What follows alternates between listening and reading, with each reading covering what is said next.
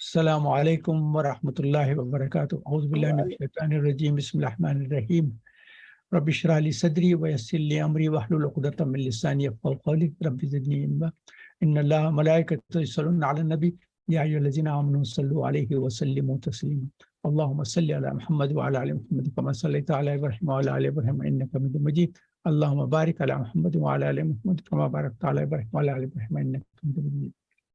आज हम सूरे मोमिन, उसको सूरे गाफिर भी कहते हैं, ये नंबर 40 है और इसके जो है 85 आयत हैं और 9 रुकू हैं।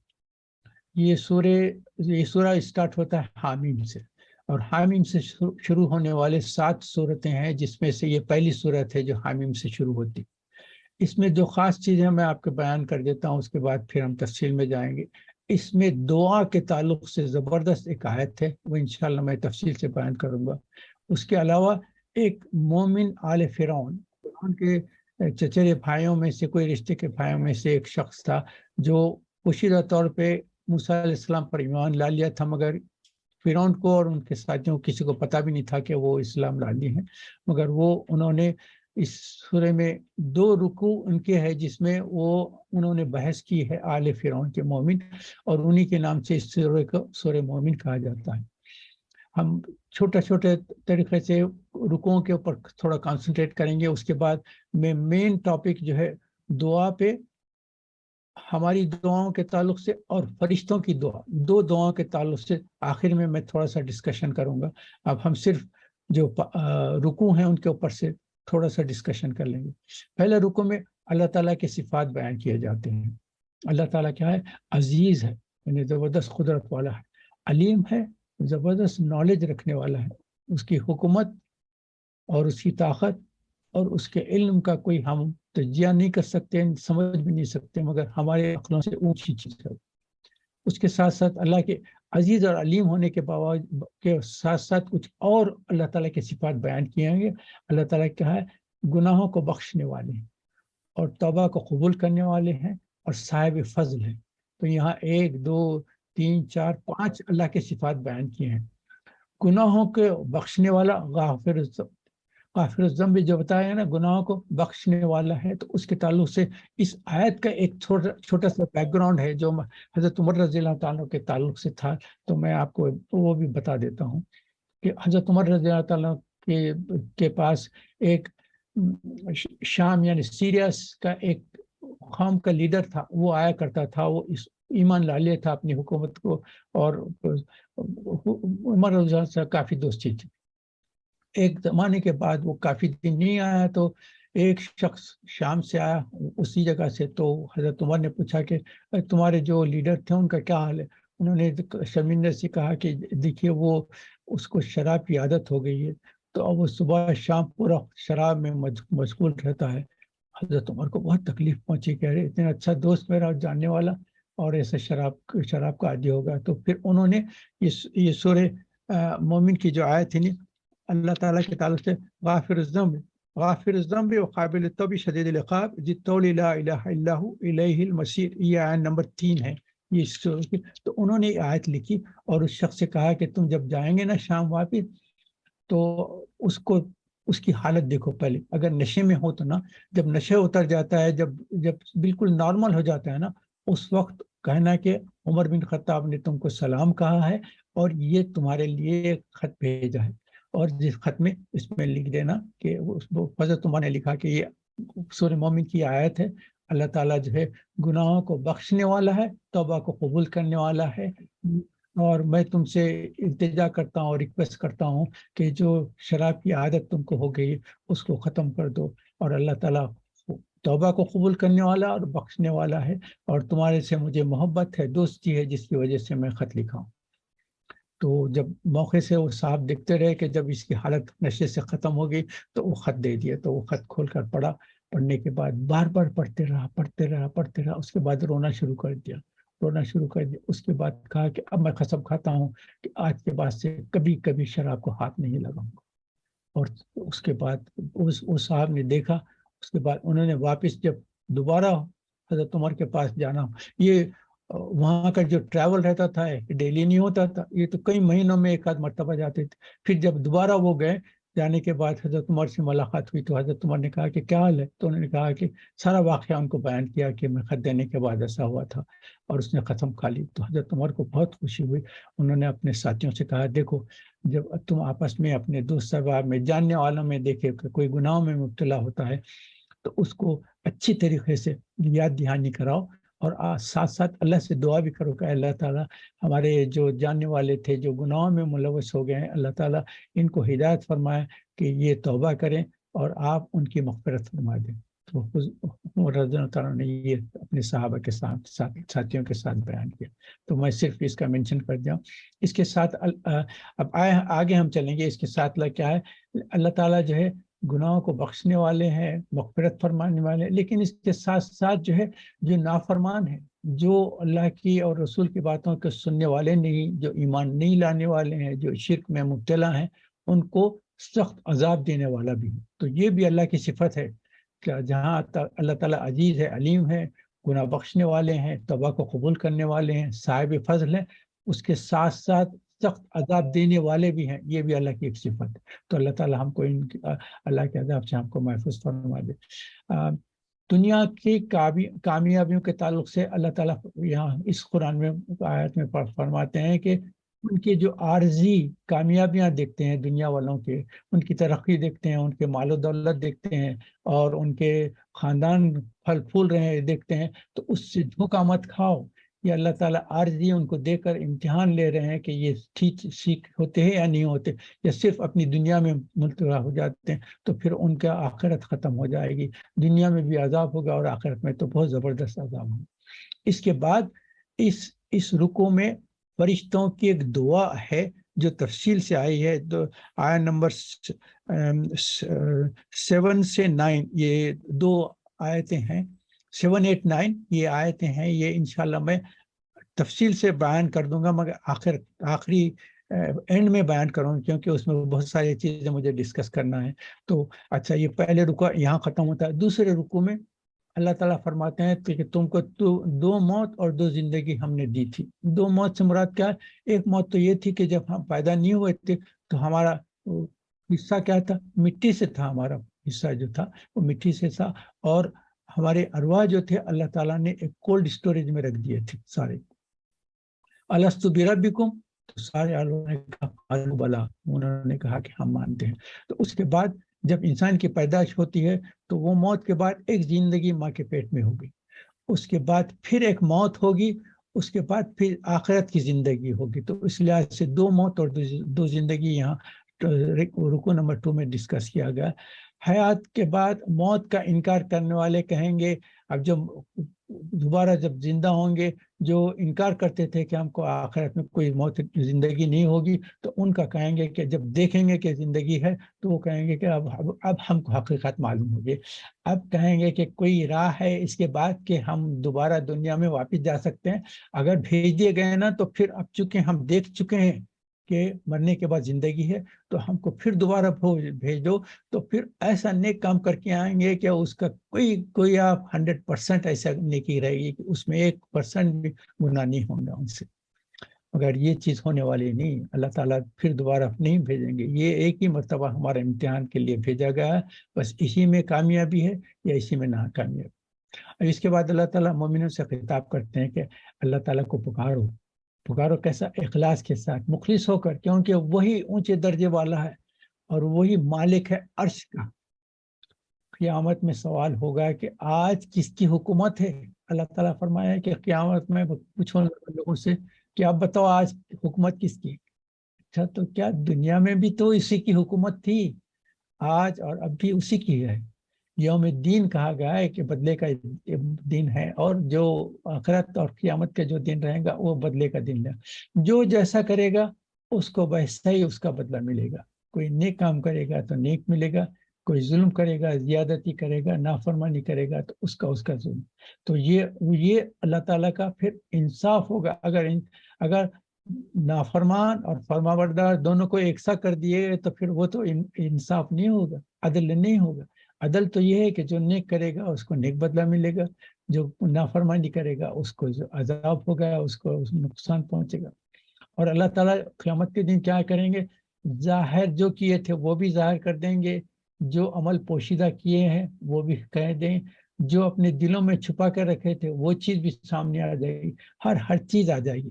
یہ رکن نمبر 2 ختم ہو رہا ہے۔ میں کوئی جا رہا ہوں، صرف مینشن کر رہا ہوں، جیسا میں ہمیشہ کہتا ہوں کہ آپ کے سامنے جب یہ سورہ کے تعلق سے میں مینشن کرتا ہوں، اس کے بعد ضرور اس سورہ کی تلاوت کریں، اس کی آیتوں کو پڑھیں، اور ان کا جو بھی آپ کے پاس ٹرانسلیشن مل سکتا ہے اس کو دیکھ لیں۔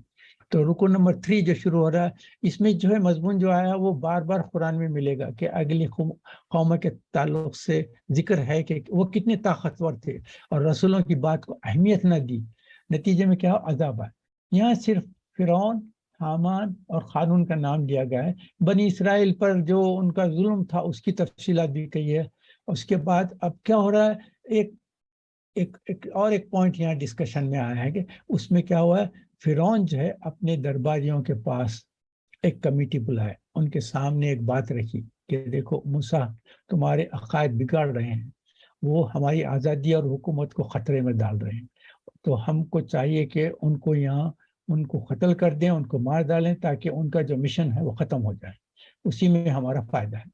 اور یہ بات موسیٰ علیہ السلام تک بھی پہنچ گئی، تو موسیٰ علیہ السلام نے کہا کہ میں پناہ لے چکا ہوں اپنے اور تمہارے رب کی، یعنی فرعون سے کہا کہ میں پناہ لے چکا ہوں اس رب کی جو تمہارا بھی رب ہے اور میرا بھی رب ہے، یعنی اس کو ملا لیا کہ دیکھو میرا رب بول کے ایسا نہیں بتا رہا ہوں کہ صرف میرا ہے تمہارا نہیں، کہا کہ تمہارا بھی وہی رب ہے، کیونکہ تمہیں کو اس نے پیدا کیا، تمہیں کو اس نے حکومت، اللہ تعالیٰ نے تم کو حکومت دی، تمہارا پیدا کرنے والا بھی اللہ ہے، تمہارا بڑا کرنے والا بھی اللہ ہے، خاندان دینے والا بھی، شان و شوکت دینے والا سب اللہ ہے، تمہارا بھی اللہ ہے اور میرا بھی اللہ ہے، تو میں پناہ لے چکا ہوں اس رب کی جو تمہارا اور میرا ہے، اور تم مجھے کوئی نقصان نہیں پہنچا سکتے۔ سبحان اللہ۔ یہاں سے تھرڈ رکو بھی، چونکہ میں پوائنٹس مینشن کر رہا ہوں، کوئک جا رہا ہوں، اب یہاں سے فورتھ رکو ہوتا ہے۔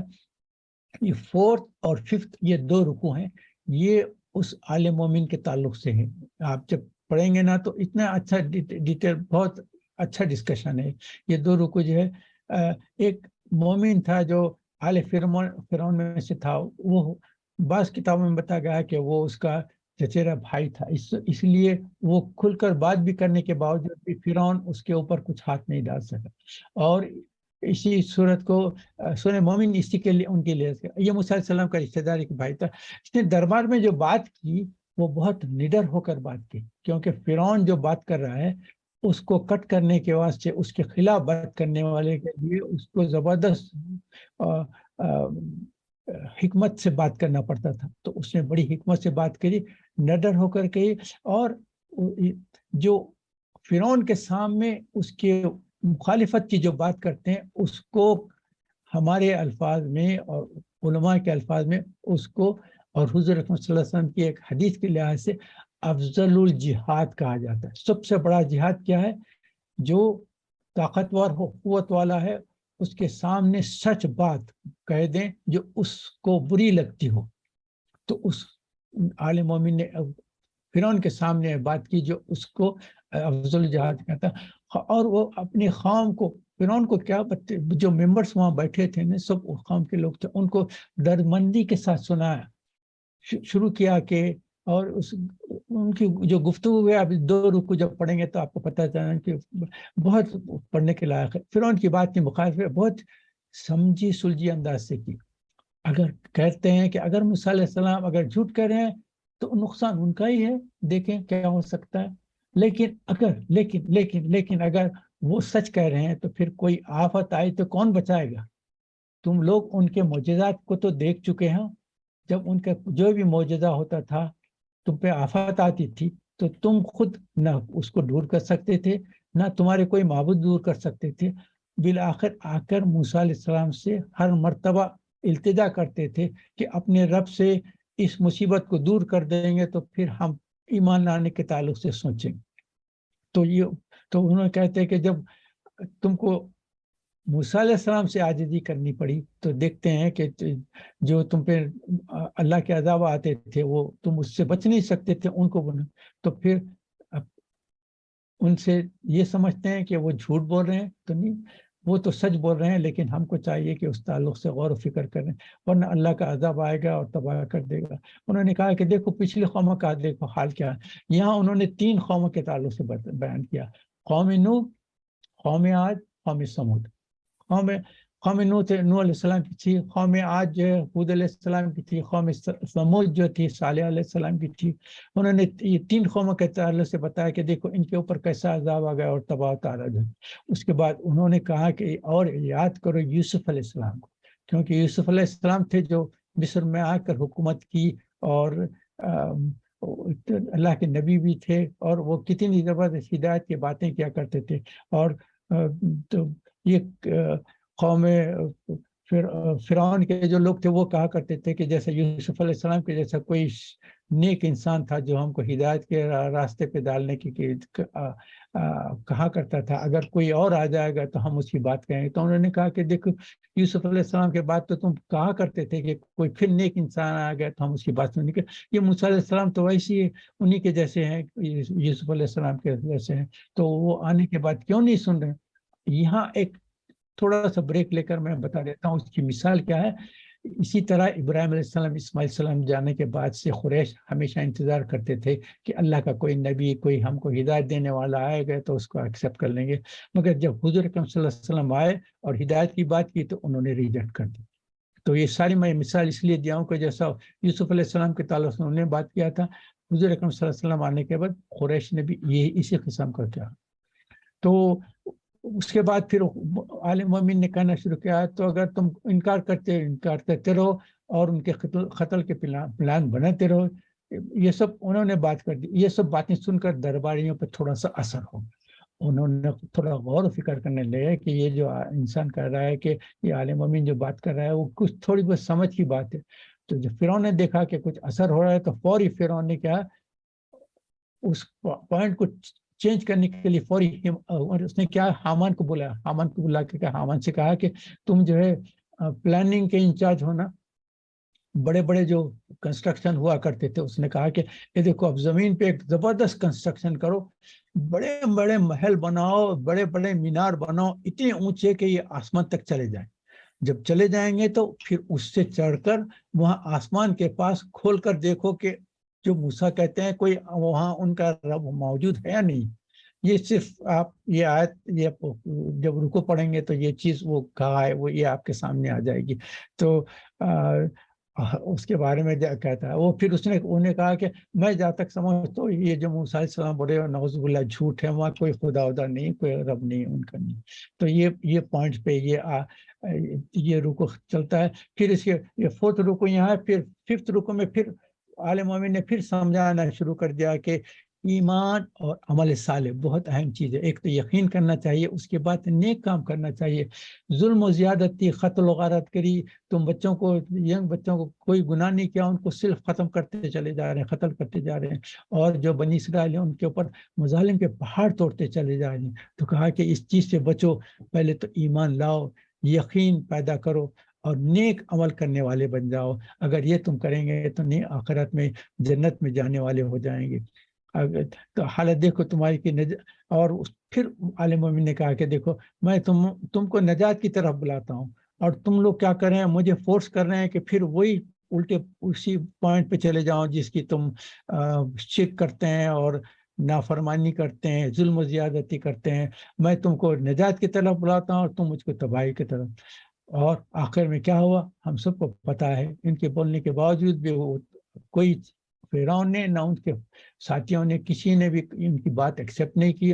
اس کے بعد آپ کو تو تفصیل معلوم ہے، بعد میں جو ہے موسیٰ علیہ السلام جب بنی اسرائیل کو نکلے تو پھر فرعون اور اس کے جتنے لوگ تھے فوج وغیرہ سب ان کا پیچھا کرے جانے کے بعد کیا ہوا، یہ لوگ سب غرق ہو گئے، تباہ ہو گئے، فرعون اور اس کی جتنی قوم تھی سب تباہ و برباد ہو، اور اللہ تعالیٰ نے موسیٰ اور ان کے قوم کو اللہ تعالیٰ نے بچا دیا۔ اچھا، اس میں ایک آیت ہے، آیت نمبر 46 ہے، اس کے اوپر بھی تھوڑا سا غور کر لیں، یہ برزخ کے تعلق سے ہے۔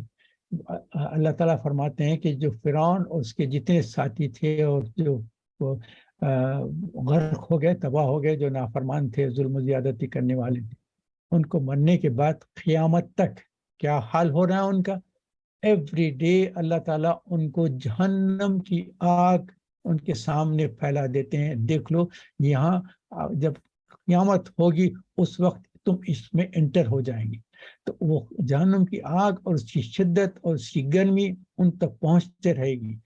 اگرچہ کہ وہ جہنم میں ڈالے نہیں گئے ہیں ابھی، کیونکہ قیامت میں جب حساب کتاب ہوگا جب ہی ڈالے جائیں گے، مگر اس کے پہلے جو کیفیت ہے وہ اس سے گزر رہے ہیں. تو اس کو برزخ کہا جاتا ہے، جس میں جو نیک لوگ ہیں ان کو جنت کی کھڑکی کھول دی جائے گی، وہاں سے ٹھنڈی ہوائیں آئیں گے اور جنت کے نظارے اور منظر وہاں سے نظر آنے لگیں گے اور ان کو خوشی ہوگی. ویسی جہنم میں جو آنے والے ہیں ان کو جہنم کی طرف سے کھول دیا جائے گا، جس سے ان کو وہاں کی گرمی اور تپش اور وہاں کے جو خطرناک حالات ہیں وہ ان کو نظر آتے رہیں گے. تو اس کو جو خبر کا عذاب بھی بولتے ہیں یا برزخ کی آگ جو بولتے ہیں، یہ اس کے تعلق سے زبردست آیت ہے. یہ آیت نمبر 46 ہے، کبھی پڑھ لیں، آپ دیکھ لیں. اس میں جو لوگ عذاب قبر کا انکار کرتے ہیں ان کو بتانے کے لیے ایک پروف ہے. دیکھو اللہ تعالیٰ فرما رہے ہیں کہ قوم فرعون کو مرنے کے بعد ڈیلی ان کو جہنم کی آگ دکھلائی جاتی ہے، اور نہ صرف دکھلائی جاتی ہے بلکہ اس کے جو احساسات ہیں وہ ان تک پہنچتے ہیں، اس کی گرمی بھی، اس کی دھوپ بھی، اور چیخ چلا اور پکارا وغیرہ وہ سارے. تو یہ اس میں جو 2 رکوع تھے، 4th and 5th یہاں ختم ہو جاتے ہیں. اب 6th رکوع میں میں کوئی بیان کر دیتا ہوں. اللہ تعالیٰ اپنے رسولوں کی مدد کرتے آئے ہیں. آگے حضور اکرم صلی اللہ علیہ وسلم سے کتاب بھی ہے کہ آپ یہ نہ سمجھیں کہ یہ معاملہ صرف آپ کے ساتھ ہوا. آپ کے پہلے جتنے رسول تھے سب کے ساتھ یہ معاملہ ہوا ہے، اور ان کے جتنے امت تھے وہ لوگوں نے ان کی بات نہیں مانی، نافرمانی شروع کر دی. اور اس کے بعد اللہ تعالیٰ کیا ہے، خطاب تو حضور اکرم صلی اللہ علیہ وسلم سے ہے، مگر ہم کو سمجھانے کے لیے باتیں بیان کی ہے. کہ اس میں جو ہے کون سے پوائنٹس ہیں. نمبر 1، اللہ تعالیٰ فرمایا کہ گناہوں سے استغفار کرو. حضور سے کہہ رہے ہیں، مگر مطلب یہ ہے کہ ہاں حضور کا نام لیا جا رہا ہے، خطاب حضور سے ہے، مگر یہ اصل خطاب امت سے ہے کہ اپنے گناہوں سے استغفار کرتے رہو. نمبر 2، اللہ کی پاکی، یعنی سبحان اللہ، الحمدللہ، اس کے جو حمد و ثنا اور اس کی تسبیح بیان کرتے رہو صبح اور شام. یعنی مطلب یہ کہ ہم کو رات و دن کے جو ہم ذکر کرتے ہیں نا، ذکر و اذکار، اس میں بتایا گیا ہے کہ سبحان اللہ اور الحمدللہ کی کثرت سے پابندی کرو، صبح اور شام کے ذکر کرتے رہو. نمبر 3، ایک تو یہ گناہوں سے استغفار کرتے رہو. نمبر 2، سبحان اللہ الحمدللہ کا ذکر صبح شام کرتے رہو. نمبر 3، اللہ کی پناہ مانگتے رہو، کیونکہ اللہ کی پناہ کے سوا کوئی پناہ آپ کو فائدہ پہنچانے والی. اگر اچھا پھر یہاں کیا، یہاں پھر ایماندار کو اور نا فرمان کو دونوں کی ایک مثال دی جاتی ہے. جو نیک لوگ ہیں، جو اللہ تعالیٰ کے احکام کی پابندی کرنے والے، جو ایمان اور ایقان والے ہیں، یقین پہ استعمال کرتے، ان کی مثال دی گئی ہے. وہ آنکھ سے دیکھنے والے، بینا جس بولتے ہیں نا، دیکھنے والا ہے. اور جو ریجیکٹ کرنے والے نافرمان ہیں، ناشکرے ہیں، جو اللہ کی اور رسول کے باتوں کو ایکسیپٹ نہیں کرتے، ان کو اندھا کہا گیا. اندھا سے مطلب یہ ہے کہ اندھے کو تب کچھ نظر نہیں آتا نا، تو دیکھنے والا اور اندھا دونوں کی مثال دی گئی ہے. ایماندار اور نافرمانوں کی ایک مثال کہتے ہیں. یہ کیا کہا گیا.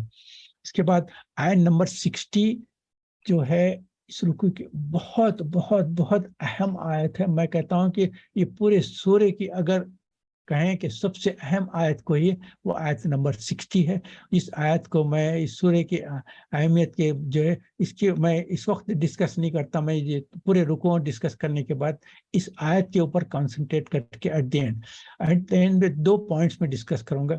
ایک تو یہ آیت جو ہے دعا کے تعلق سے، آیت نمبر 60 جو ہے دعا کی آیت ہے، اور دوسری جو ہے آیت نمبر جو ہے ایک آیت نمبر 7 ہے جو فرشتوں کی دعا ہے. تو یہ 2 پوائنٹس میں انشاءاللہ ایٹ دی اینڈ بات بیان کر دوں گا. اب ہم کنٹینیوشن ہم کرتے ہیں. اس کے بعد رکوع نمبر 7 پہ پہنچ گئے تو اللہ تعالیٰ کے انعامات کا ذکر ہے. اللہ تعالیٰ کتنے ہم پر احسانات اور سرفرازیں فرمائے ہیں، ہماری تکلیف فرمائی، ہم کو انعامات سے سرفراز فرما دیا ہے، اور رات کو جو ہے ہمارے لیے آرام کی جب بیان کیا، دن کو جو ہے کام کرنے اور ضروریات کے لیے، رزق کمانے کے لیے. پھر اللہ تعالیٰ کہتے ہیں دیکھو تم کو میں زمین جو ٹھہرا دی ہے وہ تمہارے رہنے کے لیے ٹھہرا دی گئی ہے. جس سے آپ کو رزق بھی ملتا ہے، اور آسمان جو ہے تمہارے لیے کورنگ اور ایک چھت بنا دی گئی ہے۔ پھر اللہ تعالیٰ کہتے ہیں کہ تم کو ایک بہترین صورت سے میں نے پیدا کیا، رزق دیا ہے، اور تم کو زندگی دی ہے، مگر اس کے بعد تو موت آنا ہے، جس کے بعد تم کو تمہارے جو نیک کام کریں اس کا بدلہ بھی نہیں ہے۔ اور دنیا کا امتحان کی جگہ ہے، اس میں آپ کا ٹیسٹ ہو جائے گا۔ اس کے بعد تخلیق انسان کے کچھ سٹیجز ڈسکس کیے گئے، جیسے مٹی سے پیدا ہوئے، پھر اس کے بعد کیا ہوا، اس کے بعد یہ ہم اس کے پہلے بھی کئی سٹیجز جو تھے تخلیق انسان کی ڈسکس کیے ہیں، تو یہاں میں تفصیلات میں نہیں جانا چاہتا۔ اب اس کے بعد جو ہے 8 رکو جو ہے، اس میں مشرکین کو ان کے معبودوں کے بارے میں کہا جاتا ہے کہ دیکھو وہ کیا کر سکتے ہیں۔ اس میں دیکھو اتنا سب جاننے کے باوجود پتھر کے مورتیاں لکڑی سے تراش کے بنا لیتے ہیں، فوٹوز بنا لیتے ہیں، جو چاہے بناتے ہیں، اور ان کو معبود کر کے عبادت کرتے ہیں۔ اب آپ کو صرف یہی بتا دینا چاہتا ہوں کہ اب انڈیا میں کیا ہوتا ہے، وہاں جہاں جہاں مندریں ہیں، بتیں بٹھا کے رکھے، خود اپنے ہاتھ سے بت بناتے ہیں، پتھر کے بت بناتے ہیں، اور صبح سے شام تک ان کی پوجا کرتے ہیں، ان پہ کیا کیا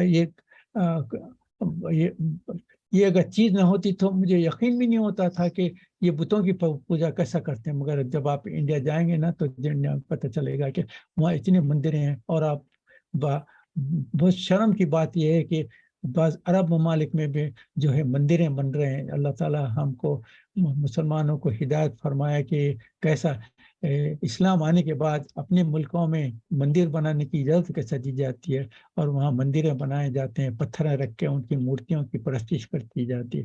اللہ ہم کو محفوظ فرما دے، اور ہم مسلمانوں کو عقل عطا فرمائے۔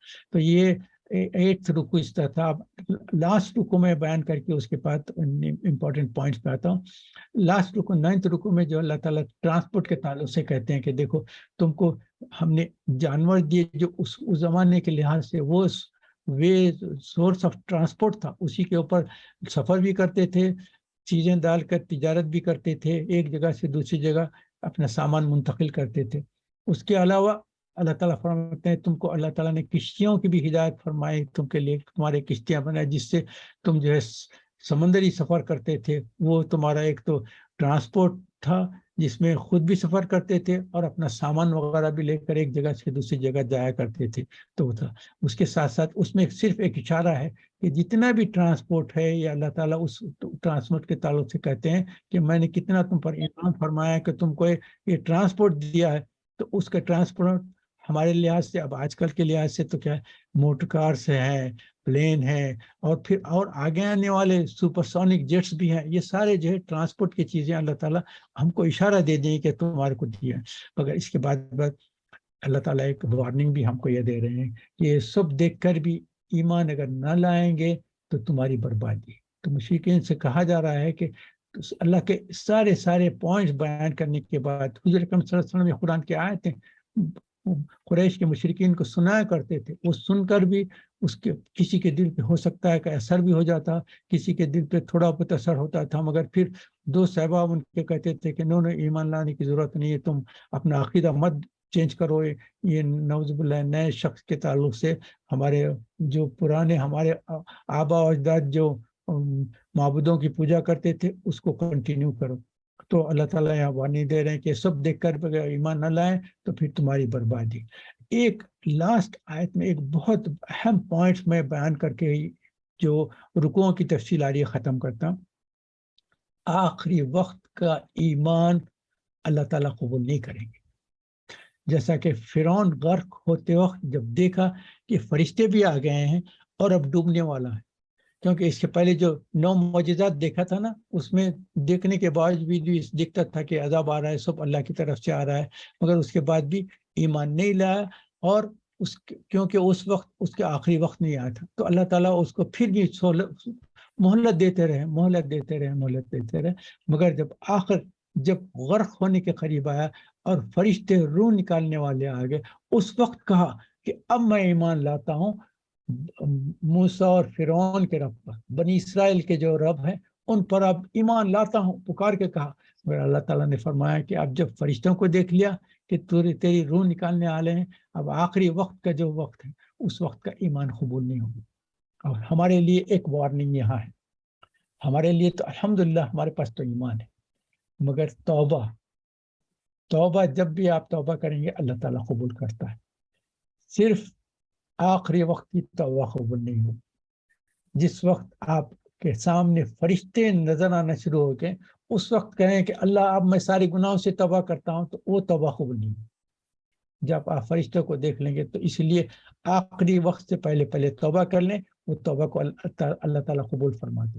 صرف جو لاسٹ منٹ پہ جب غر کی کیفیت آتی اس وقت اگر توبہ کریں گے تو وہ توبہ قبول نہیں ہوتی. ایک تو یہ انسانی انڈیویجول سے، اور کلیکٹیولی جو توبہ ہے وہ اس وقت قبول نہیں ہوگی جب سورج جو ہے ایسٹ کے بجائے ویسٹ سے نکلے گا. قیامت کے دن جو آ رہا ہے نا، وہ اس وقت کا آخری جو دن رہے گا، اس وقت ایسٹ کے بجائے سورج جو ہے ویسٹ سے نکلے گا. جب لوگ دیکھیں گے کہ ویسٹ سے سورج نکل گیا ہے، اس وقت کہیں کہ او ہم توبہ کرتے ہیں، معافی چاہتے ہیں، ایمان لاتے ہیں، تو اس وقت کی نہ توبہ قبول ہوگی نہ ایمان قبول ہوگی. تو یہ ایک پوائنٹ تھا، میں آپ کو بتا دینا چاہتا تھا. اب ہم چلیں، جیسا میں آپ سے وعدہ کیا ہوں، اب ہم 2 پوائنٹس کے اوپر ڈسکشن کر لیں گے. ایک تو ہے آیت نمبر 60. آیت نمبر 60 کیا ہے؟ اللہ تعالیٰ فرماتے ہیں اعوذ باللہ من الشیطان وقال ربکم ادعونی استجب لکم ان الذین یکفرون بعبادتی سیدخلون جہنم داخرین. یہ اللہ تعالیٰ فرما دے رہے ہیں کہ اے ایمان والو، تم جو ہے جو بھی مانگنا ہے مجھ سے مانگو. وقال ربکم ادعونی استجب لکم ان الذین یکفرون بعبادتی سیدخلون جہنم داخرین. جو میرے سے مانگنا، تکبر کی وجہ سے جو مانگنا نہیں چاہتے، اللہ تعالیٰ فرماتے ہیں کہ ان کو میں جہنم میں داخل کر دوں. اس میں 2-3 پوائنٹس میں آپ کو بتانا چاہ رہا ہوں کہ اس میں کیا اہم کیا ہے. اکثر کیا ہوتا ہے حضور اکرم صلی اللہ علیہ وسلم سے جب بھی بات ہوتی ہے کیا ہوتی ہے کہ قل اعوذ برب الفلق، قل اعوذ برب الناس، قل یا ایھا الناس، قل یا ایھا الکافرون. حضور سے کہا جاتا ہے کہ آپ کہیں دوسروں کو، آپ کہیں دوسروں. قل کا مطلب یہ ہے کہ آپ کہیں. مگر اللہ تعالیٰ دعا کا جب معاملہ آیا ہے، حضور اکرم صلی اللہ علیہ وسلم کو بھی انوالو نہیں کیا. وہ یہ نہیں کہے کہ آپ کہہ دیجئے میرے بندوں سے کہ مجھ سے دعا کریں. یہاں جو ہے اللہ تعالیٰ اپنے بندوں سے ڈائریکٹ خطاب کیا ہے، کسی کو بھی انوالو نہیں کیا. کیا کہیں؟ اعوذ باللہ من الشیطان الرجیم وقال ربکم ادعونی استجب لکم ان الذین یستکبرون عن عبادتی سیدخلون جہنم داخرین. اس آیت کو بار بار پڑھیں. یہ آیت نمبر 60 ہے، سورہ نمبر 40 میں آیت نمبر 60 ہے. بار بار غور سے پڑھیں. اس کو میں تھوڑا سا ایلیبوریٹ کر دینا چاہتا ہوں کہ پہلی چیز کیا، اللہ تعالیٰ کسی کو انوالو نہیں کیا، حضور اکرم صلی اللہ علیہ وسلم کو بھی انوالو نہیں کیا کہ آپ کہیں کہ یہ دعا کرو. نہیں، وہ ڈائریکٹ اپنے بندوں سے خطاب کرتے ہیں. وقال ربکم، تم سے تمہارا رب بات کرتا ہے، کہہ رہا ہے. یہاں 2-3 پوائنٹس آپ کو بیان کر دیتا ہوں. اللہ تعالیٰ کیا فرماتے ہیں؟ ادعونی مجھ سے مانگو. یہ جو ہے جو گرامر عربی جانتے ہیں ان کو یہ صیغہ امر ہے. امر کا مطلب یہ ہے کہ حکم ہے. اللہ تعالیٰ ہم کو حکم کر رہے ہیں کہ تم مجھ سے مانگو. اگر ہم نہ مانگیں تو اللہ تعالیٰ کی ہم نافرمان ہو جائیں. تو اللہ تعالیٰ نے چونکہ حکم دیا ہے، اس حکم کی پابجائی کے لیے ہم کو اللہ تعالیٰ سے مانگنا چاہیے. تو حکم کی تابعداری کرنی چاہیے. اس کے بعد دوسری چیز کیا ہے؟ ایک تو اللہ تعالیٰ نے حکم دے دیا، کے بعد جو ہے اللہ تعالیٰ ہم سے ایک وعدہ بھی کر لیا. اب اللہ کا وعدہ کسی کو 1% بھی ڈاؤٹ ہو سکتا ہے، جس کے اختیار میں ساری چیزیں ہیں. اختیار میں آپ کے سامنے کئی مرتبہ بیان کیا ہوں، مگر مجھے پھر بھی ریپیٹ کرنے میں بہت خوشی ہوتی ہے. اللہ تعالیٰ کی حدیث قدسی ہے. حدیث قدسی میں کیا ہے؟ کہتے ہیں کہ سارے انسان آدم علیہ السلام سے لے کر جو آخری شخص قیامت میں پیدا ہوگا، ان سب کے سارے خواہشات، سارے دعاؤں کو اگر میں پورا کر دوں. اب سوچیں آپ، ایک انسان صبح سے شام تک کیا کیا چیزیں مانگ سکتا ہے، اور اس کی پوری لائف ہسٹری میں کتنے چیزیں وہ اللہ سے مانگے گا. ایک انسان کی بات کرو تو یہ آدم علیہ السلام سے لے کے آخری انسان جو آگا کتنے ہوں گے، کروڑوں کروڑوں کروڑوں، کیا گنتی کر سکتے ہیں آپ. मिलियंस ट्रिलियंस ट्रिलियंस से भी आगे कितनी क्या गिनती हो सकती है, आप देखें तो कितने आएंगे। उन सब की एक ख्वाहिश नहीं, उनकी सबके सारे ख्वाहिशात अगर मैं पूरे कर दूं तो अल्लाह ताला फरमाते हैं कि मेरे खजानों में से कितना कम होगा।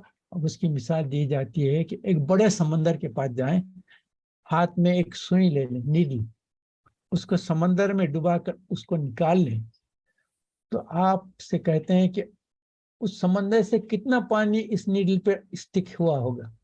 कहते हैं कि मेरे समंदर में से इतना भी नहीं जाएगा जब सबकी ख्वाहिशें पूरे कर दूंगा, सारे इंसानों की सारी ख्वाहिशें पूरे कर दूंगा तो मेरे समंदर में से इतनी भी कमी नहीं हो जाएगी। तो उसका अंदाजा देखें कि अल्लाह ताला की। तो अल्लाह ताला फरमाते हैं उदऊनी, मुझसे मांगो। उसके बाद क्या कहते हैं, जिसके पास सारी पावर है, जिसके पास सारे खजाने हैं, उन्हें कहा कि अस्तजिब लकुम, guaranteed I will listen to your dua and fulfill whatever you want. Guarantee from Allah subhanahu wa ta'ala. उस उदऊनी मांगो, अस्तजिब लकुम मैं कबूल कर लूंगा। एक तो हुक्म होगा, दूसरा वादा भी आएगा। उसके बाद क्या, इन्नल लजीना यस्तकबिरून अन इबादती, अल्लाहु अकबर, और वो लोग जो तकब्बुर की वजह से मुझसे नहीं मांगेंगे, सयदखुलून जहन्नम दाखिलीन, उन लोगों को जहन्नम में दाखिल कर दो। अल्लाह अकबर। अब आपको एक बात बयान करता हूँ मैं। लास्ट फ्राइडे जो जुम्मे का खुतबा था उसमें जो बातें बयान किया मैं आपके सामने कर देता हूँ। मैं स्टार्ट इस तरह से करा के, देखिए आपके पास अगर कोई शख्स आए और थोड़ी मॉनिटरी हेल्प के लिए कहे कि मुझे कुछ पैसों की जरूरत है, तो आप सोचेंगे कि अच्छा भाई कभी नहीं मांगता है, इसको कुछ हेल्प है तो दे दूं। उसके बाद फिर सेकंड टाइम आके कहा कि वो आपने जो दिए थे पैसे खत्म हो गए, मुझे कुछ लोन चाहिए, तो आप कहेंगे कि अच्छा खैर लोन दे दूं। उसके बाद फिर तीसरी मरतबा आके कहा कि वो लोन मुझे फुलफिल नहीं हो सकता, can I have some more loan. अब आप सोचेंगे क्या देना चाहिए नहीं देना, फिर भी उसको दे दूं। उसके बाद fourth time, fifth time, six time बार बार आने लगा, तो आप कहेंगे कि हैंग ऑन, ये क्या है, इसको देते जाएं तो फिर मांगते चले जाता। तो आप उससे चिढ़ना शुरू कर देते हैं, उसको शट ऑफ कर देते हैं, उससे आप मिलना जुलना बंद कर देते हैं। वो अगर फोन करेगा तो फोन रख देंगे। ये आपका इसका ऑपोजिट मामला है अल्लाह ताला से। अल्लाह ताला से एक मरतबा मांगो, खुशी से देते, दूसरा मांगो और खुश होते, तीसरी मरतबा मांगो और खुश होते, चौथी मरतबा मांगो और खुश होते। आप जितना मांगेंगे वो उतना खुश होते हैं। तो ये कंप्लीटली ऑपोजिट पिक्चर है। देखिए इंसानों का ये है, अगर कोई मांगते जाएगा तो उससे बेजार हो जाएंगे, और अल्लाह का मामला ऑपोजिट है, जितना मांगेंगे वो और खुश हो, और वो देने वाला भी है और देगा भी, तो उसके खजानों में से कोई कमी नहीं हो। ये जबरदस्त चीज आपकी याद रखने की है। और इसके साथ साथ एक बात यहाँ इंपॉर्टेंट पॉइंट है, ये इस आयत में हम जो दुआ करते हैं अल्लाह ताला उसको जो है इबादत शुमार करते हैं। इन्नल लज़ीना यस्तकबिरूना अन इबादती, जो मुझसे ये इबादत नहीं करते मेरी, तो उनको दाखिल कर दूंगा जहन्नम। तो इबादत क्या करते थे, दुआ मांगते थे, वो इबादत। उसकी सपोर्ट में आपके सामने मैं हदीस भी लाता हूँ। दो हदीस आपके सामने है।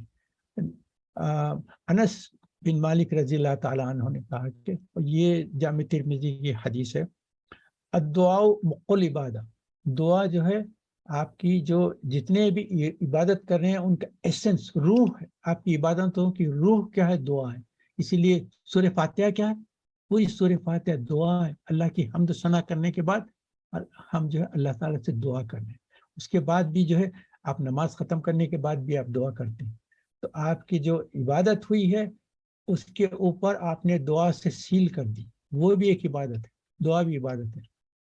और इसके लिए हजरत नुमान बिन बशीर रज़ी अल्लाह ताला अन्हु, ये हदीस जो है अहमद में है, जामे तिर्मिज़ी में है, अबू दाऊद में है, निसाई में है, इतने सारे हदीस की किताबों में ये हदीस आई है।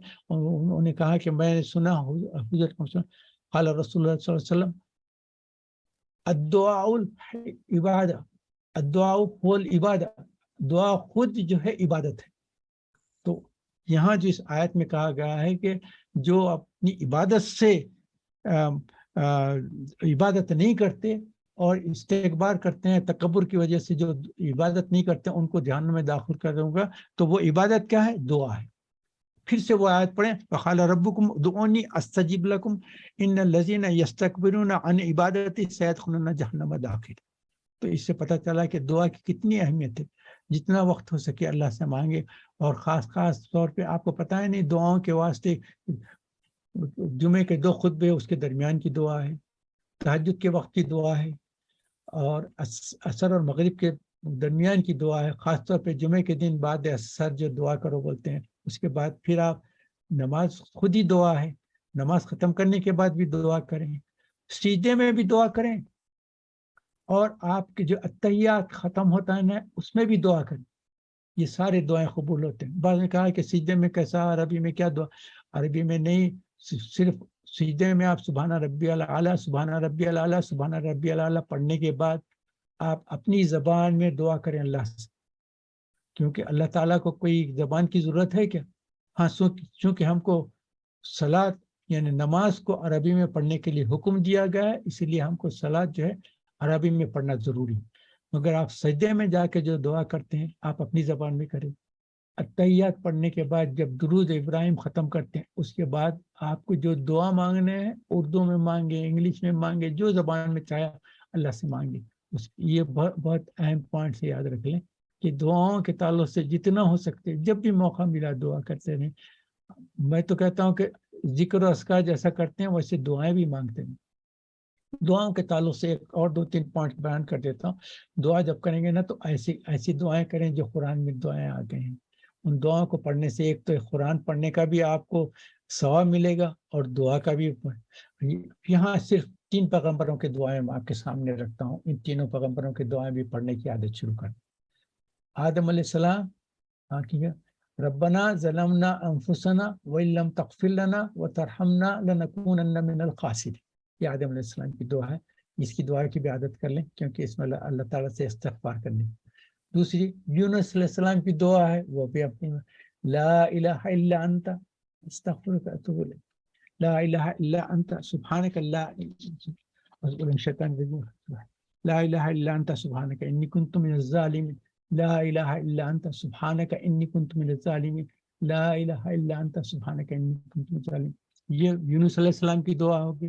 پھر یوسف علیہ السلام کی دعا ہے جو سورہ یوسف میں ہے، فاطر السماوات والارض انت ولی فی الدنیا والآخرہ توفنی مسلما والحقنی بالصالحین. یہ سورہ یوسف میں دیکھیں، فاطر السماوات والارض انت ولی فی الدنیا والآخرہ توفنی مسلما والحقنی بالصالحین. کہ اللہ تعالیٰ سے کہتے ہیں اے آسمان اور زمین کے پیدا کرنے فاطر، انت ولی فی الدنیا والآخرہ، آپ ہی میرے دوست ہیں دنیا میں بھی اور آخرت. انت ولی فی الدنیا والآخرہ توفنی مسلما، اور میری جو ہے اس ایمان اور اسلام کی حالت میں اور اس کی توفیق دیتے رہے، اس میں میری زندگی اپنے مسلم. وَأَلْحِقْنِي بِالصَّالِحِينَ، جب میں مروں گا تو مجھے صالحین کے ساتھ ملا دیں. فاطر السماوات والارض انت ولی فی الدنیا والآخرہ توفنی مسلما والحقنی بالصالحین. یہ دعا بھی یاد رکھیں. تو پیغمبر کو ویسے اس کے علاوہ بھی قرآن میں جو ہے ربنا کے نام سے کتنے دعا ہیں، جو بعض لوگ جو ہے کتابی شکل میں 40 ربناس کے نام سے کتاب بنا دیے ہیں، جس میں قرآن کے 40 ربنا جو ہے وہ آیتیں ہیں. وہ بھی کہیں تو وہ بھی اگر موقع ملا تو وہ بھی آپ پڑھتے رہیں. اس کے علاوہ جو ہے جب بھی دعا کریں سب سے پہلے دعا اپنے لیے کریں. اکثر لوگ بولتے ہیں نا، جیسا کہ کوئی حج کے لیے جائے، عمرے کے لیے جائے، کچھ موقع ہو اور کوئی سفر میں جا رہے ہیں تو ہم بولتے ہیں پھر ہمارے لیے دعا کریں، ہمارے لیے دعا کریں. تو اب تو جو گئے ہیں، جو سفر کر رہے ہیں، وہ کہیں گے کہ او اللہ تعالیٰ فلاں شخص نے مجھے یہ دعا کے لیے کہا تھا کہ ان کی دعا قبول کرو. ایسا نہ کہیں.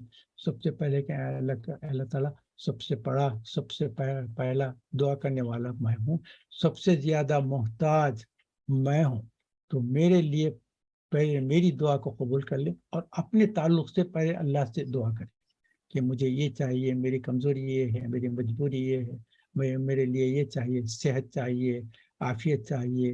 اور عافیت ہمیشہ دعا کے ساتھ مانگیں. جب بھی آپ دعا کریں گے اس کے ساتھ کہیں کہ اللہ تعالیٰ اس دعا کی جو ہے اس کی دعا کے ساتھ اس عافیت کے ساتھ قبول کر لیں میری دعا. یہ دعا کے تعلق سے یہ اہم پوائنٹس یہ رہتا ہے. تو پہلے سب سے پہلے دعا اپنے لیے مانگیں. تاکہ آپ کہیں کہ میں سب سے زیادہ محتاج ہوں. ایسا نہ کہیں کہ اللہ سے کہ مجھے تو کوئی ضرورت نہیں ہے, مجھے تو آپ نے بہت دے دیا, یہ فلاں شخص کو ضرورت ہے, وہ بیمار ہے, یہ پریشان حال ہے, اس سے فکروں میں ہے, ان کو فکروں سے نکال دیں, ان کو صحت دے دیں, ان کو ایسا نہ کہیں.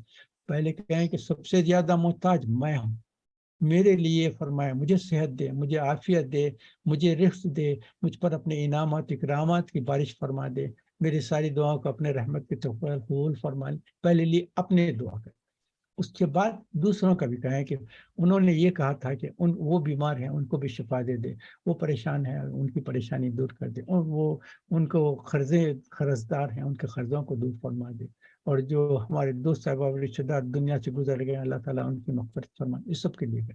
تو پہلی دعا اپنے لیے, اور تو اس کے لیے ایک سمپل سی دعا آپ کو بتا دوں, ربنا آتنا فی الدنیا حسنۃ وفی الآخرۃ حسنۃ وقنا عذاب النار. اللہ مجھے دنیا میں بھی زبردست اپنے نعمتیں عطا فرما دے, اور ہدایت کی راستہ, اور آخرت میں لیے میری ربنا آتنا فی الدنیا حسنۃ وفی الآخرۃ حسنۃ وقنا عذاب النار, اور عذاب قبر سے مجھے بچا دے. اور یہ جو ہے فجر اور عصر کے بعد اور مغرب کے وقت جو ہے, یہ خاص طور پہ اجیرنی من النار, اجیرنی من النار, اجیرنی من النار کئی مرتبہ کہیں. اللہم انی اسألک الجنت الفردوس, اللہم انی اسألک الجنت الفردوس, اللہم انی اسألک الجنت الفردوس. ایک تو جہنم سے نجات کی دعا کرنا, اور جنت میں جانے کی دعا کرنا. یہ خاص دعائیں آپ اپنے لیے ضرور کرتے رہیں, کیونکہ سب سے زیادہ ہم ہوتا ہے. اس کے بعد جب اپنے نواز سے جب دعائیں کر لیں گے, اس کے ساتھ ساتھ اپنے والدین کے لیے دعا کریں.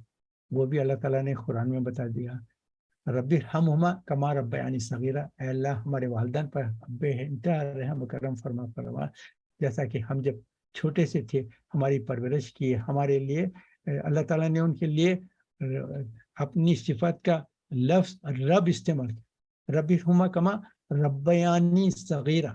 تو پہلے اپنے لیے دعا کریں, اس کے بعد اپنے والدین کے لیے دعا کریں, اس کے بعد اپنے اسپاؤس خاندان کے لیے, بیوی بچوں کے لیے, شوہر کے لیے, اپنے خاندان کے لیے ربنا حب لنا من ازواجنا وذریاتنا قرۃ اعین واجعلنا للمتقین اماما. ہمارے خاندان والوں کو, ہمارے بیوی بچوں کو, ہمارے رشتے داروں کو, ہمارے آنکھوں کی ٹھنڈک, قرۃ العین یعنی کامنس آف آور آئیز, ان کو دیکھتے ہیں ہمارے آنکھوں میں ٹھنڈک ہو جائے.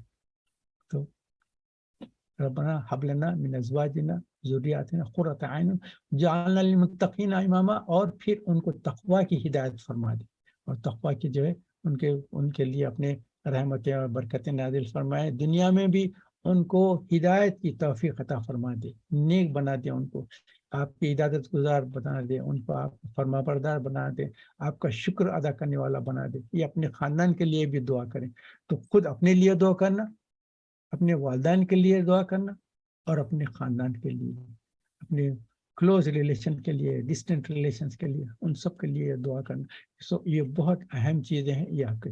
اور پھر کیا ہوتا ہے جب ہم دعا کرتے ہیں تو اللہ تعالیٰ فرماتے ہیں, حدیث کی جامع ترمذی کی حدیث ہے جس میں بتایا گیا, جب کوئی انسان دعا کرتا ہے تو اس میں 3 میں سے ایک چیز ہو جاتی. 3 میں سے ایک چیز کیا ہو جاتی؟ ایک تو یہ ہے کہ جو دعا مانگا وہ دعا قبول ہو جاتی, نمبر 1. دوسرا کیا ہوتا ہے, بعض انسان کوئی دعائیں مانگتے ہیں جو اللہ تعالیٰ کو معلوم ہے کہ وہ ان کے لیے نقصان دہ. کوئی کہتے ہیں کہ مجھے فلاں جاب مل جائے, یا میں یہاں ٹریول کرنا چاہتا ہوں, یا میں یہ چاہتا ہوں, یہ چاہتا ہوں. تو وہ چیزیں جو چاہ رہے ہیں وہ اس کے لیے نقصان دہ, اس کے لیے اس میں نہ صرف دنیاوی نقصان ہے, اخروی نقصان بھی ہو سکتا ہے. تو اللہ تعالیٰ کیا کرتے ہیں, اس کی وہ دعا قبول کرنے کے بجائے کہ اس کے اوپر بڑی زبردست آفت, کوئی کلیمٹی, کوئی ٹریبولیشن, ٹرائلز ہونے والا تھا, اس کو دور کر دیتے ہیں, تاکہ اس کی دعا سے اس نے جو مانگا تھا وہ دعا قبول کرنے کے بجائے یہ جو مصیبت اس کے اوپر آ رہی تھی اس کو دور کر دیتے ہیں. تو وہ جو ایک عذاب آنے والا تھا اس کے اوپر, وہ عذاب ختم ہو جاتا ہے, کیونکہ اس نے دعا مانگی تھی. اللہ تعالیٰ اس کی دعا کو, اس کے لیے جو عذاب آ رہا تھا اس کو دور کر کے اس دعا کو قبول کر. تیسرا یہ ہوتا ہے کہ نہ دنیا میں اس کی دعا قبول ہوئی, نہ کوئی آفت اس پہ آنے والی تھی وہ بھی دور نہیں ہوئی, تو اس دعا کو اللہ تعالیٰ قیامت کے لیے محفوظ کر دیں گے. تو اس کے بعد کیا ہوگا, جب قیامت میں انسان دیکھے گا تو ایک زبردست اس کے اوپر جو ہے بہترین اس کے اعمال نظر آنے لگے ہیں کہ یہ زبردست اعمال اور اللہ تعالیٰ کی نعمتیں اور برکتیں آ کر وہ پہاڑوں کی شکل میں لا کے فرشتے رکھیں گے، تو انسان کہے گا یہ کیا ہے، یہ میری عبادت بھی نہیں ہے، نہ نماز ہے، نہ روزہ ہے، نہ حج ہے، نہ زکوٰۃ ہے، نہ صدقہ ہے، نہ فطرہ ہے، نہ کچھ نہیں، یہ کون سی نعمت میرے پاس آ گئی؟ تو فرشتے کہیں گے یہ دنیا میں آپ نے جو دعائیں کی تھی، وہ دعائیں جو اللہ تعالیٰ نے قبول نہیں کی تھی، آج آپ کو قیامت کے دن اس کی جزا دی جا رہی ہے۔ اس وقت انسان فوراً سجدے میں گر جائے گا اور کہے گا کہ اللہ، دنیا میں آپ میری کوئی بھی دعا قبول نہ کرنا تھا، سارے مجھے آخرت میں ثواب کی شکل میں میرے دعائیں مل جاتے تو اچھا تھا۔ تو یہ جامع ترمذی کی حدیث ہے، ایک دعا جب مانگتے ہیں تو 1 of the 3 ہو سکتا ہے، تو اس میں جب یہ 3rd پوائنٹ جب مینشن کیا گیا اس وقت کہا جاتا ہے کہ وہ انسان کہے گا کہ اللہ تعالیٰ میرے یہ جو تھے نا اس میں سے کوئی بھی دعا اگر قبول نہ کرتے تو اچھا تھا۔ اب میں جو ہے آخری پوائنٹس پہ آتا ہوں، جیسا آپ کو پتا اب یہاں فرشتوں کی دعا ہے، آیت نمبر 7 ہے۔ فرشتے کیا کہتے ہیں؟ اعوذ باللہ من الشیطان الذین یحملون العرش ومن حولہ یسبحون بحمد ربهم ویؤمنون به ویستغفرون للذین آمنوا ربنا وسعت کل شیء رحمۃ وعلما فاغفر للذین تابوا واتبعوا سبیلک وقهم عذاب الجحیم۔ یہ میں جیسا بتایا نا، یہ 7 8 9 یہ 3 آیتیں ہیں، یہ فرشتے دعا کر رہے ہیں۔ یہ کون سے فرشتے ہیں آپ کو پتہ ہے نا؟ ہم سورہ زمر کے آخری میں بیان کیا تھا، جب ایمان والے لوگوں کو جو جنت میں جانے لگے تو فرشتے حول العرش، عرش کے قریب کے جو فرشتے ہیں پورے ہم کو ڈھانک لیں گے، اور اس وقت انسانوں سے کہا جائے کہ اب داخل ہو جاؤ جنت میں، دروازے کھلے ہیں گے، سو جائیں گے۔ تو یہ جو یہ جو فرشتے ہیں یہ عرش کو اٹھانے والے فرشتے، یہ حملون العرش، تو وہ فرشتے کیا کر رہے ہیں؟ ہمارے لیے دعا کر رہے ہیں، اللہ تعالیٰ ان کی مغفرت فرما دے، ان کے اوپر اپنی ان کے نہ صرف گناہوں کو اپنے رحمت کے طفیل معاف فرما دے، ان کے اوپر اپنی رحمت وسیع کر دے، اور ان کے گناہوں سے معافی فرما دے، ان کے درجے بلند فرما دے، ان پر اپنی رحمت عنایت فرمائے۔ اس کے ساتھ ساتھ کہتے ہیں کہ دیکھو نہ صرف ان لوگوں کو بلکہ ان کی جو اولاد تھی نا، اللہ تعالیٰ ان کی اولاد کو بھی جو ہے نیک توفیق دے، اور جب یہ اور ان کو اپنی اولاد کے ساتھ کر دے۔ تو اس کے لیے سورہ طور ہے، آپ پلیز نوٹ کر لیں، سورہ طور ہے، سورہ نمبر 52 ہے، اس کی آیت نمبر 21، یہ اسی تعلق سے ہے، فرشتوں کی جو دعا کریں اس میں کیا ہوگا کہ اللہ تعالیٰ فرماتے ہیں کہ جو لوگ ایمان لائے، یقین پہ رہیں، نیک عمل کرے، اور اپنی اولاد کو بھی ایمان اور یقین اور ہدایت کے راستے پر ڈالیں، ان سے بھی نیک عمل کرانے کی کوشش کریں، تو ایسے لوگوں کا کیا معاملہ ہوگا؟ جب وہ جنت میں جائیں گے تو اپنے مقام سے جس مقام پہ بھی ہو وہاں رہیں گے، اور ان کی اولاد ہو سکتا ہے کہ کم عمل کی وجہ سے جنت کے کوئی دوسرے درجے میں ہوں گے، تو اس وقت وہ اللہ تعالیٰ سے جب دعا کریں گے تو اللہ تعالیٰ کہیں گے کہ اچھا تم چونکہ اپنی اولاد کو بھی نیک توفیق دیتے رہے نا، تو میں آج تم کو ان سے ملا دیتا ہوں۔ تو ان کی جو اولاد رہے گی ان کو اللہ تعالیٰ ان کا درجہ بلند فرما کے ان کے والدین کے قریب لا لیں گے، تو تاکہ وہ فیملی پھر ٹوگیدر ہو جائے گی گیدر۔ تو اس میں خوشخبری ہے ہمارے والدین کے تعلق سے، ہمارے اولاد کے تعلق سے، اور ہمارے تعلق سے ہے کہ اللہ تعالیٰ ہم کو بھی جنت میں جانے والا بنا دے، اور اپنی اولاد کو، اپنے والدین کو بھی جنت میں جانے والا، تو پھر خاندان کی پوری ایک یونٹی ہو جائے گی۔ ہمارے کو جنت میں جانے کے بعد جو دور دور رہتے ہیں سب کو بلایا جائے گا، پھر سارے ایک ہی لیول پہ وہیں بیٹھیں گے، وہیں بات چیت ہوگی، وہیں ملاقاتیں رہیں گی، وہاں سب چیزیں رہیں گی۔ یہ خاص پوائنٹس آپ کے سامنے رکھ دینا چاہ رہا تھا میں۔ اس کے تعلق سے ایک اور بات بتا دیتا ہوں میں، یہ سورہ حشر ہے۔ سورہ حشر آپ کو پتہ ہے نا، سورہ حشر کی آخری آیت ہے،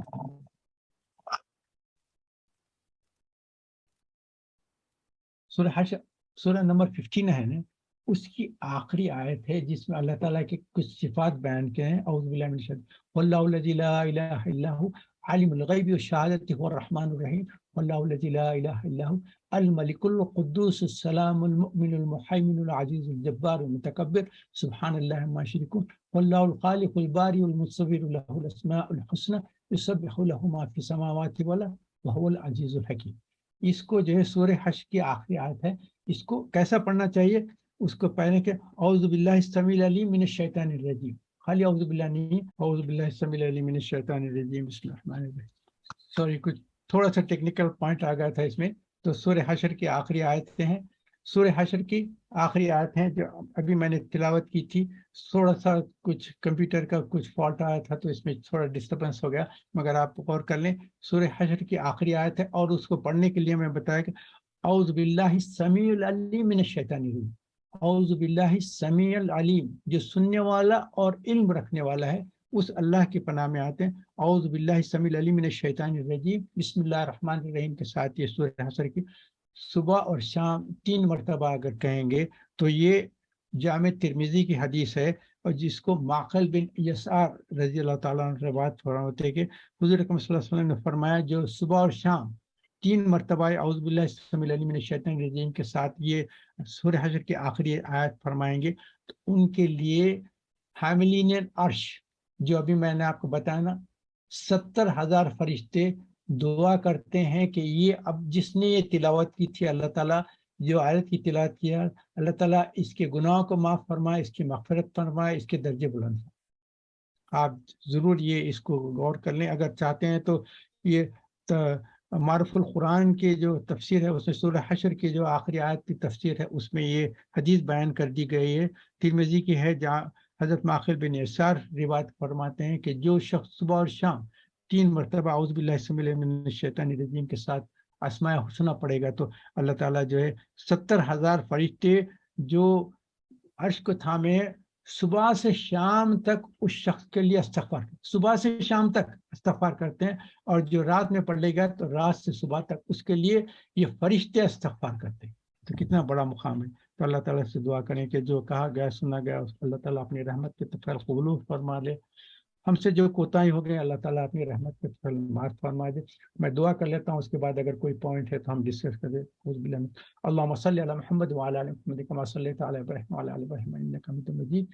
اللہم بارک علی محمد وعلی آل محمد کما بارکت علی ابراہیم وعلی آل ابراہیم انک حمید مجید. اللہم انی اسألک ایمانا کاملا ویقینا صادقا وعملا متقبلا ودعاء مستجابا ونظر رحمة وفضلا دائما وأجرا عظيما وبدنا صابرا ولسانا ذاكرا وقلبا خاشعا وقلبا صابرا وقلبا شاكرا وقلبا صادقا وقلبا منورا وتوبة نصوحا وتوبة قبل الموت وراحة عند الموت ومغفرة بعد الموت والعفو عند الحساب والفوز بالجنة والنجاة من النار. اللهم حبيب إلينا الإيمان وزينه في قلوبنا وكره إلينا الكفر والفسوق والعصيان وجعلنا من الراشدين وجعلنا من المتقين وجعلنا من المحسنين وجعلنا من عبادك الصالحين وجعلنا من الصادقين وجعلنا من الشاكرين وجعلنا من المخلصين وجعلنا من المخلصين وجعلنا من عبادك الصالحين لا خوف عليهم ولا هم يحزنون.